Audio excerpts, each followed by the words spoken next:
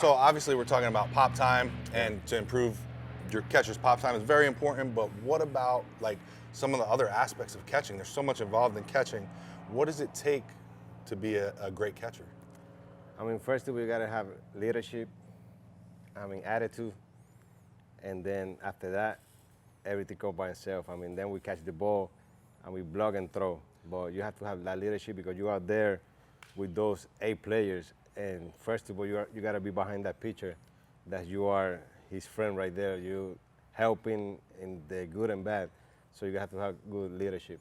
That's a great point, because myself and a lot of other coaches, we tend to talk about the catching and the throwing and the mechanics, and a lot of times we leave out the most important stuff, like the things that you were just talking about. So that, would you say that that's even more important than some of the physical stuff, or it's just a combination? If you want to be a great player, you got to do both. You got to do both, but sometimes you have a catcher that's not that great, but I have a good leadership, and it will help the pitcher. And you see it all the time. You used to play, hey, I want this catcher to catch. He's up there, you know what I mean? Sometimes that, you don't have to be a great catcher, but if you have leadership and you can help the pitcher and the pitcher feel comfortable with you, I mean, that's all it takes. You know, it's funny you say that, because every year it seems like the coaches love the catchers who hit really well. But then by the end of the year, it's always the catcher who the pitchers like the best, who's catching every day. Exactly. Because the pitchers want to say, I need that guy, I need him to catch. Exactly. And, you know, because of that, the energy is so different. And the catcher's going to be more successful, the pitchers are going to be more successful. In return, the team's going to be more successful. So just like you said, man, that's some great stuff. That is so important. If you guys are a catcher, you have to think about this stuff even before we get into the technique of increasing your pop time and other things catcher related. But with that being said, let's talk about the physical stuff that we can do to increase our pop time. Can you take us from the beginning, like with your setup and what you were trying to do when you were playing at the major league level, if you had a runner on base who you thought was stealing? Yeah, I mean, first of all, you have to think of who's your runner. If he's a base stealer, if he's gonna run, if he's a guy that he just dance first to get to second. There are some guys that take the free base, and there are some guys that are base stealers. So we have to, before the game, you have to prepare yourself and go to the lineup and see who the base stealers are. Because if you don't know that, I mean, you're not gonna get nobody out, because you're not gonna be ready all the time. Right. I mean, you gotta be ready all the time, but I mean, more with the base stealers. Right, at least then you'll have a better understanding, like, okay, I have to definitely be ready because I know he's trying to steal a bag off of me. Yes. That's great. Now, as a pitcher, I always wanted my pitchers to be a 1.3 or below. What was your pop time? What was your best pop time ever? And then what were you trying to be in? And give me a range of what these kids should be in when they're trying to work on their pop time. I mean, 2-0 and down, you work from there. That's, I think, 2:01, and then you work from there, and then obviously you can get quicker. You can get quicker. And then after that, 1.9, good, 1.8, great, 1.7, those are the Hall of Famers right there. I did 1.7 sometimes, not often, but I was around 1.8, 1.9. If you can do that often, you're gonna get a lot of people out. It depends on the pitcher too, like you said. So think about that. If you're, and do the math in your head, if you got a pitcher who is, let's say, a fast pitcher would be 1.2, meaning from the time he starts to the time that Omir or the catcher catches the ball, 1.2 seconds. If you're at, let's say, a 1.9, that is, do the math, 3.1 seconds. So you know that if the pitcher can do that in 1.2 seconds and the catcher can do a 1.9, that only gives the runner 3.1 seconds to get to second base, and that's really fast. Like, you have to have some really fast wheels if you're trying to steal a bag. So even if you're averaging just under that 2 seconds and the pitcher is averaging, I tell my pitchers, under 1.3, those are great, a great combination to get runners out. So that's a big one. The pitcher is a big part of that, because if you can be 1.8, 1.9 and get nobody out. Right, yeah, if he's up here, big leg kick, throwing 1.8, 1.9 seconds to you, you have no shot, even if you're a Hall of Fame 1.6. Exactly. So now take us through, as far, we talked about knowing your runners and stuff. What about the setup? I mean, the setup, you have to, remember, give the sign to the shortstop, need to second base. The glove is going to cover the third base coach in there. and then your secondary stand, it should be not that different from the normal stand. So it's my regular stance like this. You have to get my foot back a little bit, and then the ball just a little bit, because you don't want to lose that target. Like you said, I mean, sometimes you get those kids that get really high, and then some really low. So it's not that different. You have to be like a couple inches up, I mean, ready to fire, you know what I mean, to second base, but it's not that different. So now, after you get that ball and you know it's a strike, and obviously if it's a ball in the dirt, you still want to block it up because you don't want him to advance to third base. Obviously, we're trying to get him at second. So the main priority is stopping that ball. After that, after you, let's say it's a good pitch, a strike, what are you trying to do arm-wise, receiving it, getting it out of your glove, and making the throw? Like I was being told, I mean, if it's less than 2 strikes, less than 2 outs, and the ball's in the dirt, and the guy's stealing, we're gonna try to pick it. We're gonna try to pick it because we want to get that. But if the ball go by you, you gotta bust and get it back so he don't get a third.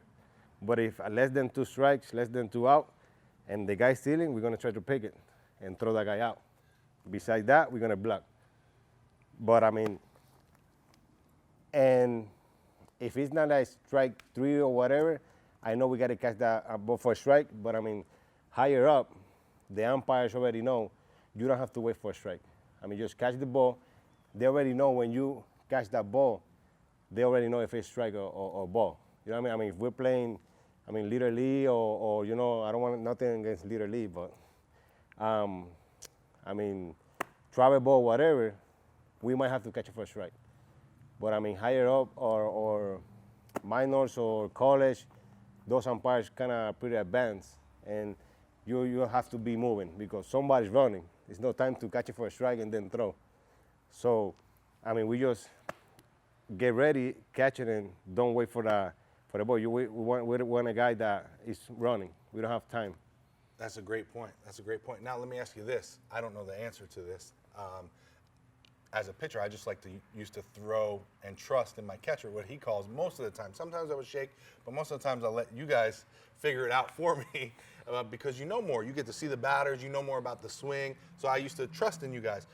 But tell us about, let's say you do have a fast base runner on base. Are you changing the way you're calling the pitches to the batter? For example, maybe not throwing as many breaking balls in a base stealing count. Is there anything you're doing pitch calling wise that differs with a runner on base? It all depends on the game is going to dictate what you're going to call. So if we are, I mean, losing by a lot, winning by a lot, the game is right there on the line, lays on the, I mean, the pitcher going to have to, I mean, we get out, we got to get out. So, I mean, it doesn't change anything. I mean, there's some point on the count that, yes, you as a catcher have the knowledge when they're going to run.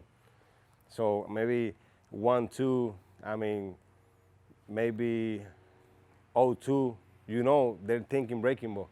And those points right there, just get it outside pitch, not on the zone, so we don't get beat on 0-2, and then see if he can buy it and run, and then we got him at second. I mean, the game is going to dictate the hitter, the count, but I mean, we don't change anything. I mean, if you call fastball out to get that guy out, I mean, it's not going to happen because they're gonna hit it. Right. You know. So more importantly than anything, even though this is important and we're trying to get it out there, you can't give up hits because if you leave one up for the sake of getting him out, you might give up a home run here. Now that's 2 runs versus 1 out at second base. So this is the most important guy. Then that is secondary to what you're trying to accomplish. Like you were saying before, I mean, the pitcher, it don't matter what he throws, breaking ball, fastball, if he can hold the ball, give it a good hold, and I mean, slide step down now these days, 1-2 on the 1-3, we get a pretty good chance anyway. No, I mean, it don't matter what the pitch is, we're gonna get a good chance to throw it out. That's a great point too for you pitchers that are watching or coaches that are watching. As a pitcher, it's not only about how fast I can get the ball to the catcher, but also changing my looks and my holds, the timing, because if I can do a quick pitch, boom, versus a long hold, his legs, the runner's legs, are going to start getting heavy and heavy, and I'm just messing up his timing. I'm making him feel uncomfortable over there so that when I do pitch it, he's going to have a bad jump, which gives us more time to get him out. So that's a great point as well. Now, take us through, you catch the ball, take us through the arm path, what you're trying to do. How long should it take you once you catch the ball to get If ready? I don't mistaken, you should be taking the ball out 0.14, between 1.14 and 1.6, something like that. From if the I don't time mistake you catch it to the hand. Here, yes. Okay. Yes. If you want to, work on it, have a guy beside you and then work on your transfer, it's between 0.14, 0.167, something like that. Okay. It gotta be quick. If you can be in that range, that's, I think it's like MLB average. So let me ask you this, now that you say that, are we trying to go out and get the ball with our glove and then bring it back to us, or are we trying to go with our body to get the pitch, or how does that work? What are you trying to do in your head? What I'm trying to do, yes, you don't want to go out with your arm because then you're stuck. And it happens to a lot of the young kids, go out with the arm and they get stuck and then they cannot get the pitch.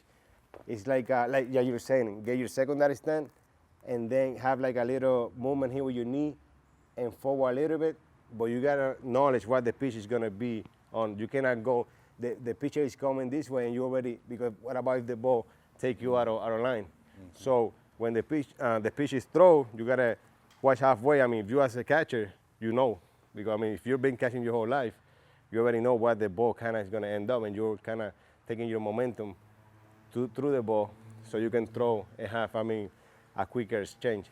But some guys, you have to be, I don't want to mention any names, big league guys, Hall of Famers, they already turn.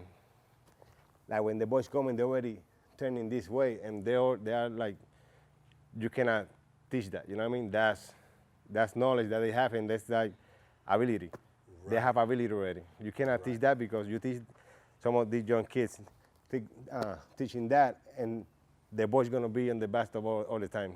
You know what I mean? Yeah, I remember there was a team a year ago or 2 years ago that was doing a really far staggered stance. They were almost like this with a runner on base, which was great. I think it worked well for them, but at the youth level, it's going to be tough because, like you said, those guys don't have the ability just yet. We want to work on the fundamentals. Exactly. So even though you might see something on TV, big league guys working on things, those guys are super athletes. They have this ability to do that. So sometimes it's not always what we see there. We want to work on the fundamental stuff, and then as you grow and get older and get better, you can kind of mold your philosophy to what works for you to be better at catching. Now, that's a great point. The way, I teach the younger kids and even, some professional baseball, level players, we just get your secondary stand, and remember, your stand is gonna be different than mine. I'm not gonna teach you stand like this, stand like that, because you're bigger than me. Other guys gonna be, wider than me, you know what I mean? But you cannot teach stands. So, however you feel comfortable. If you're, comfortable this way, if you're comfortable this way, it's different stand. In the end of the day, get that runner out. In the quickest you want, you can do it. That makes a lot of sense. One other thing I wanted to ask you before we got into the throw part of it was, you mentioned kind of anticipating the pitch, not getting too far forward. Knowing your pitcher is also a big part of that. Like, big part. If I was pitching, I'm throwing a sinker and a slider. So if you call the sinker, typically if I'm gonna miss down in this way. Yes. So you already know, he knows what I'm throwing. He gave me the sign. Exactly. So he knows if I'm missing, I'm most likely gonna miss here. So he can kind of have that in his head that he might need to be moving more this way. So knowing your pitcher is a big part of that as well, and what pitches he has and what his pitches typically do. So exactly. Learning that. What about the throw part of the equation? And you got a big point on that too, knowing your pitcher, because like we were saying before, you cannot be watching, those MLB catchers, because they've been working with their pitcher for years, some of them. Mm-hmm. And like you said, like I said, don't want to mention any names, but there are some catchers, they got a lot of people out a second because they know the pitcher. They already, if they caught that pitch, they know that pitch is going to go there. And that's why they can cheat a little bit. this way because they already know they're not gonna miss. If they miss, it's gonna miss like this. They're not gonna miss by a lot. Right. So that's why they can get away with some of those things. That's a great point. That's a great point. So now take us through the final step of it, the arm path and the throw of the pop time. So, I mean, yeah, give the sign. I mean, then your secondary stand is not, different than the regular stand, but a little bit. And then as the ball's coming, you already know what the ball's going to be, that little movement with your knee and your body. And then the first step is the quickest that you can have your right foot plant on that. You can get a little bit of ground. Don't get me wrong. I mean, some people go like that. That's not bad, but I mean, remember, there's a hitter there. It might be swinging. So I don't want to replay feet. If you replay feet, that's too far. That's far away, and then you're getting away from the back, kind of, from your lane. So what I teach, the younger kids or what, in professional baseball player or whatever, is like right foot, the quickest that you can get it. Not jumping either, because if you jump, that's slow too. So you want to, kind of like a pitcher, drag that foot there to the middle and then plant it, and then it's going to give you a straight line. Anyway, if the pitch take you this way, that's going to be short anyway. That's what and when you practice, I know in the game you're going to go a little bit far because the game, the speed of the game is going to speed you up. But if you practice this way, it's going to take you on the game, you're going to do it like that. I'm pretty sure you're going to be short. So practice short, and then you're going to be, it don't fail. You're going to be in the right lane all the time. So let me ask you this. Now, let's say I'm a right-handed batter. What is your thought process? Are you worried about me? Do you care about bumping into me? How does that work? So let's say this is the plate. I'd be probably somewhere right around here, right? So what are you thinking with this right-handed batter? My main thing is not, that's a good point. If you want to know if you are far from the batter or too close, so you just stand, and then if you can barely reach it like this, you're in a great position. Ah, that's a great one. If you're like this, you're too close. If you're too far like that, you're too far. So you gotta be with your glove, stand where he stand. If you can barely reach it, nothing's gonna happen. That's a great one. So if I just every hitter, you gotta be paying attention to that. Every hitter is different. Right, because I could be here, I could be further back in the box. Exactly. So you're going off of the batter, not a distance from the plate. Exactly. And my main thing is, I'm not gonna worry about the hitter because I already know that I'm in a good position, and then he's not gonna hit me. And then plus, I know for sure that when he swings, he cannot step in my way because I just make contact. And this day, you don't have to make contact with the hitter. If the umpire see that he obstruction your throw, he's an out. So if I'm here and I'm like this. Yeah, yeah. Even if you don't touch me. Now these days, it's an umpire call. It might be call you out and then going back. So I got another question for you. What if I'm a guy who is up further in the box, right? And when you do your test, obviously you'll know you don't have to do this every time. You kind of get a feel for it after a while. But my point is, when you go to make this throw to get this guy out, now I'm putting you in a spot to where you may be stepping on the plate. And I don't know if you guys ever done this, but if you have metal spikes on, yes, and you step on a plate, you can slide out. So what are you trying to do with plate awareness? Are you worried about that, or? Not much, because like you said, you're gonna, after the game going on, you're gonna have the knowledge. And if it's that far, I know that I cannot get close to the home plate. Because even it's gonna make a difference too on the pitcher, on breaking ball, whatever. That's a good point. So it's gonna be either you're gonna move forward just a few inches, not that close, but you're gonna move up because you're not gonna be out here, either. But you're gonna have to move close to it, and you're gonna have the knowledge. When you're behind the plate, they say, "Oh, I'm here, I'm good here.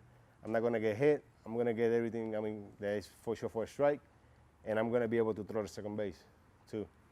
That's a great one. That's a great one. So now we talked about the setup, the stance, the footwork, and everything. I guess the last thing is the receiving it and the throw. What do you got on that? Yes, I mean, it never failed. It never failed when you have your right foot and your left foot in the right position. Now you have to worry about your arm, that because your right foot is going to be quick, the arm got to be quicker too. You don't want to be your arm behind. So as soon as you plant that foot, arm got to be ready. Ready because your brain is going to follow what your foot do or whatever. If you go slow, your arm's going to be slow. So when you plant that foot, you got to move the arm quick because you don't want to be behind. That's when your ball's going to be tailing to the second base. And then another point too, when you plant that foot, if you are kind of in a straight line, you can be a little bit open, not much, but you don't want to be close for sure. Close for sure, you're going to cut that ball up, and then it's going to be tough to reach that second base. I'm pretty sure it's not going to be a good throw. Just in a line, a little bit open, not much, but for sure you don't want to be close. You don't want to be close for sure. That's why, we have those things here. That's the batting box, but it's, a pretty good, guidance here in the green thing here, these two tapes, black tapes, to stay there. If I'm practicing and the kid go like this, he's good. But if he touches the other one, that's bad. Too much. So after that, after you plant your front foot there, then you follow through your throw. And then you don't want to have this, the glove side too high. I see a lot of people, transferring and go like this. You kind of lock. It's like a hitter. You want to be loose here so you can follow the throw. So after you transfer the ball, in a good position is right here, not out here. So that's why sometimes you want to transfer the ball. I don't care where you transfer the ball. The sooner you have in your hand is better. So if you transfer, you can transfer out here. Why, if you can get it out here, why get it out here to transfer it? That's a great point.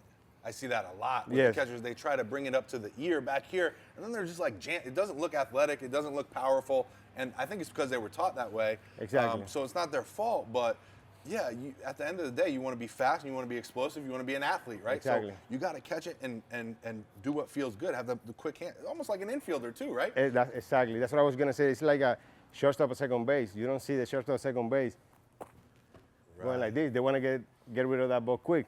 Transfer here, and then same thing. Catcher is kind of like that's why you see, some catchers good on infields.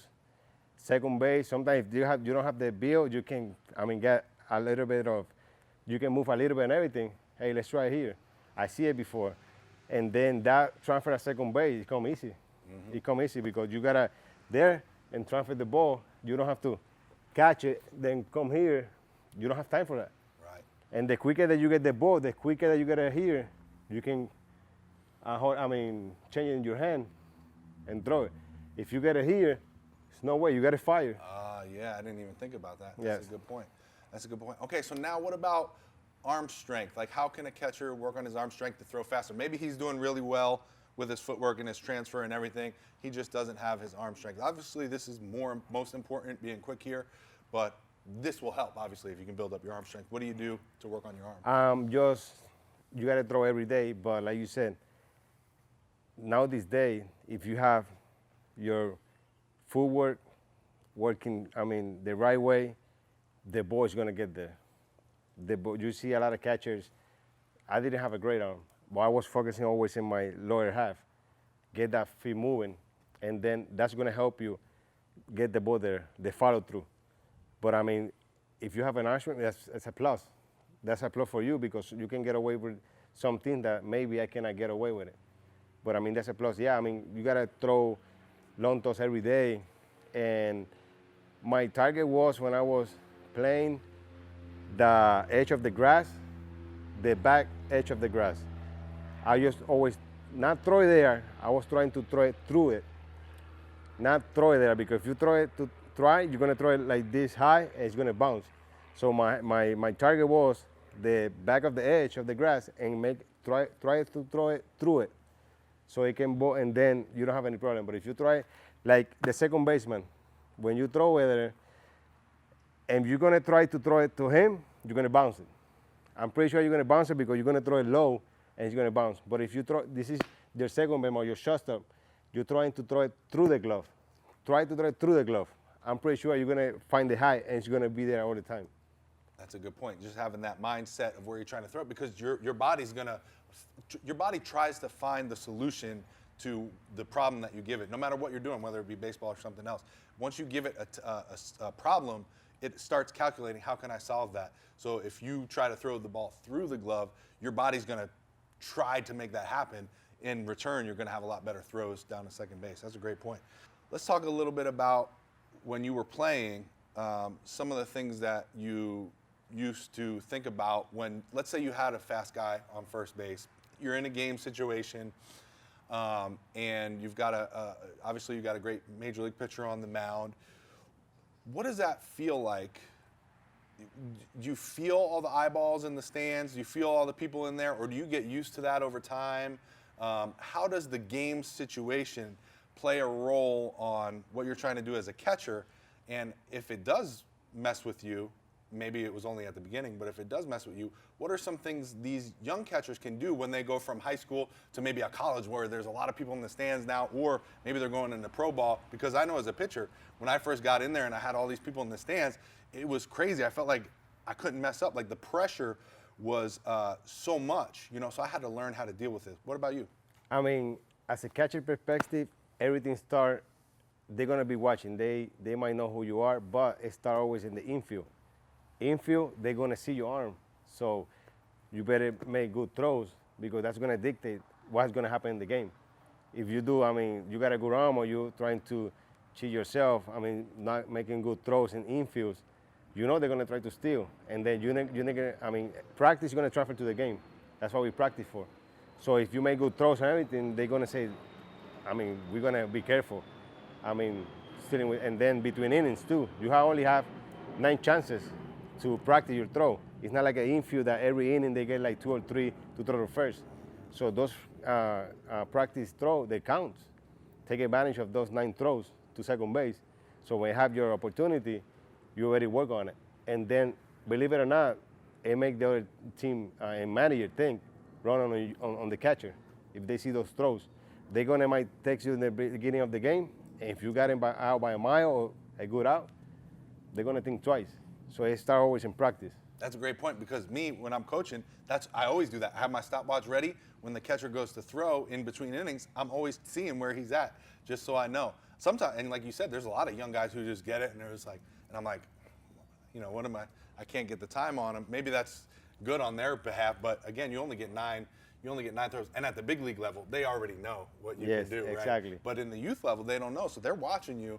But also take that opportunity that could be a good thing if they're watching you, because now they know, we got to hold off on the running if you're popping some good times. And it's like you say too, what about if you don't get, that's the only chance that scouts come to see you throw, and you don't get any base stealers. And they cannot come anymore, and you got 9 throws to show him that you can throw the ball. Yeah. What about if you don't get any chances? He leaves and he's not going to see you in there. I didn't see you leave, and then in between innings, he just lobbing the ball. Then you got to make that on mind too. That's a great point. Don't you think about, from the scouting perspective, 9 shots, because, 9, think about it, that's only 9 throws. Like you can go from I've seen guys, when I give them 10 throws to work on their pop time, going from like a 2.2 to a 1.8. There's a gap there. If you do everything right, you can increase your pop time. That's a great one. I didn't even think about that. If you don't have any base runners and there's scouts there, let's talk about that for a minute. What can a young catcher do? Let's say a high school age catcher. What can he do as a catcher to impress the scouts? What should he be focusing on? Calling, good leadership. It starts with leadership. If I'm scouting a catcher or whoever is scouting a catcher, and the first 5 innings he don't have a runner to steal, I'm watching the attitude, behind the plate, calling the game, the relation with the pitcher, if he's a leader out there, because we don't want to be waiting on, oh, he got a good arm. He can, you know what I mean? We got all those situations if I can count on him. So first of all, I mean, have leadership. I mean, you don't have to be, like I say, like a cheerleader out there. Hey, you don't have to be like that. There are some catchers that are kind of overstream. I mean, on Annoying. that. Exactly. They're annoying. Yes, exactly. So you don't want to be like that. But I mean, some things like the pitcher, you got a lefty, hey, you got to get over. You got to get over. Things like that. You know what I mean? I mean, hey, you got a spirit run, hey. You know, things like that. Little things that you can, and believe it or not, those little things, they're watching. They get on that because imagine a catcher come from high school saying those things already that, I mean, pro people or college guy mentioned to them to do it, and letting them know that you already know those things. Hey, get over. Hey, I mean, remember, he can steal, you know, watch your looks, change your looks, those kind of things. So it shows them that you have knowledge of the game. Exactly. That's a great And you one. own the game, exactly. What about, talk about strength training as it relates to having a faster pop time and even just being a better catcher in general? Did you do a lot of training like in the gym and stuff? Actually, I already know the answer because we used to work out together. Yes, yes.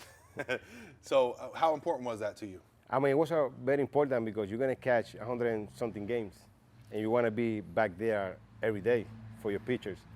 But after, I mean, you got to mix some power, I mean, heavy weights and everything, but don't get away from the agility work and everything, because remember, we are catching and we got to be able to move. We got to here, I mean, if you can do some agility 3 times a week, it's going to be a big difference. Believe me, if you can do that, I know you got to do some squat for your legs, I mean, run a little bit, but you don't have to run long distance because catchers, they're not made to run long distance. If you can do some agility work, it's going to help you, your pop time, even it's going to help you, I mean, hitting. You know what I mean? Your lower half is your motor. Like we said, I mean, your lower half is your everything on catchers, even in pitchers or on infielders. But your lower half, it got to be in the right way, and hips, mobility, and everything, because we're here, we gotta be able to move. We don't be lifting a lot of weights and not able to move, I mean, because we're not gonna throw nobody out. That's a great point, to think of it like that. Like, do you want the motor to be a sports car where you can handle the turns and go really fast, or do you want it to be a dump truck where you're really strong but you move like, right? Exactly. That's a great point. But I mean, if you can mix that, believe me, even people that see you play before, they're gonna notice. And for yourself, when you start blocking balls like 3 or 4 feet, you say, damn, how can I, it's the work that you're doing, the agility work.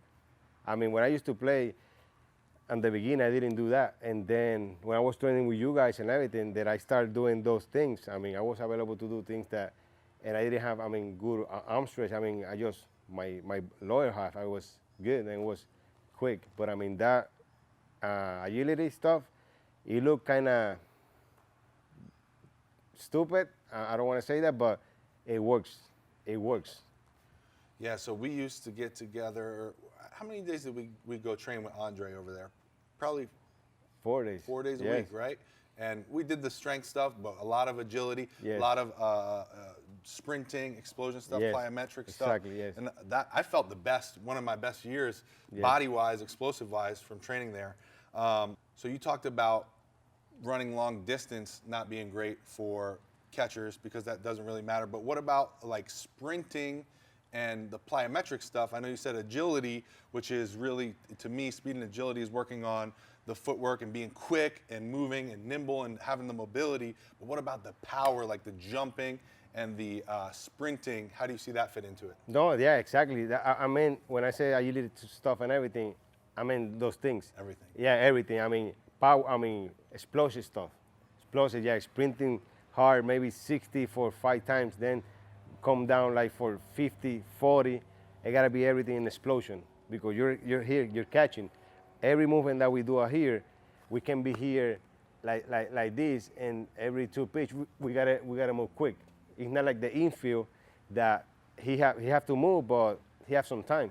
We don't have time back here, So everything that we do, workouts and everything, you gotta increment that and put some explosion workouts in there. Don't get caught up on just heavy lifting, heavy squats, because I mean, in the end of the day, it's not gonna work for you. That's a great point too, because if you think about baseball, the way it is the pitcher gets the ball and he throws it probably between 13 and 20 seconds, rest in between, and then you're going again, and you're going for a split second, and then you get 13 to 20 seconds, and then again, boom, really fast. So if you're doing more long distance running, you're working on just conditioning, right? But if you're doing these speed and agility, explosive jumps and sprints, then you're working on the same tempo as baseball, where it's as fast as I can for a couple seconds, and then 13 to 20 seconds rest time, and then repeat it. So that's a great way to train. Same thing for pitchers. As catchers, you want to be athletic, you want to have the speed and agility, you want to be explosive, because that's the way the game is played. Give us one more tip for the young catcher. What should be their number one focus as they're moving forward? If they take nothing else from this video, what should be the number one thing that they focus on? Practice the way you're gonna play. You gotta practice in a full speed, because the way you practice is the way you're gonna play. Believe it or not, your mind get trained for that. Your mind, you gotta practice similar, kind of close to the game speed. It's the way that you're gonna best training. Like if you're gonna hit, I mean, you gotta hit tough. You gotta put the machine and some breaking balls and some speed, because you gotta train your brain and your eyes closest to the game time that you're gonna be playing. So the best training that you can get is game speed. Like that's the best training that you can get, and it's been proved, study and everything. The best training is the one closer to the game time. That's a great point, and that's great advice. So you guys, you catchers that are watching, you coaches that are watching, even though some of this stuff that the three of us talked about for catching, if you work on, will instantly help you. Like if you work on some of the mechanics stuff, yeah, you could instantly get a better pop time, but the main thing is to practice, put in the work, have the hard work, find a good coach, learn as much as you can, and just have that mindset of getting better every single day. Those are the guys who, you know, have that ability. They're going to grow faster, they're going to get better faster, they're going to be leaders on the field, and that's what scouts are looking for in catchers. So hey guys, I want to ask for your help with something. Triple Crown Sports Academy, Omir Santos, his wife, Coach Andrew, a few other organizations, they got together and they were collecting some used baseball equipment. And recently they took all that equipment down to the Dominican Republic and handed it out to players who really needed it. He was telling me there was over 200 kids there. Some of those guys were down there fielding with bare hands, fielding balls, using broken bats and equipment. So it was really a great experience for them to go down there and just see the benefit that these kids got from getting some of this equipment. And he said it was a real positive experience, and they plan to do it again. And that's what I'm reaching out to you for, is to see if you guys have any used baseball equipment. Now I'm going to be going through my house and my garage and seeing some of the stuff that I got. I know I've got a bunch there, and I want to bring that as well. And if you guys are interested in helping with their cause, their initiative, and you have some old stuff laying around, I'm going to leave an address down below. You could ship your stuff right to that address. I'll make sure the right people get it. These guys are planning to go back to the Dominican Republic, Colombia, possibly some places here in the United States. You know, their plan, just because of the success of it the first time, is to keep doing this. And, you know, Omir is one of the most generous people that I've come across in the game of baseball and just in life in general. And I just think it's a really great thing that he's doing. And I want to support it. And, you know, having this community, you guys here on YouTube, I just wanted to reach out and see if anyone would like to do that as well. So thank you always for the support here on YouTube with me. And if you do have some equipment, we would be very grateful and thankful to you if you sent it in. Thank you so much, guys. I'll talk to you soon.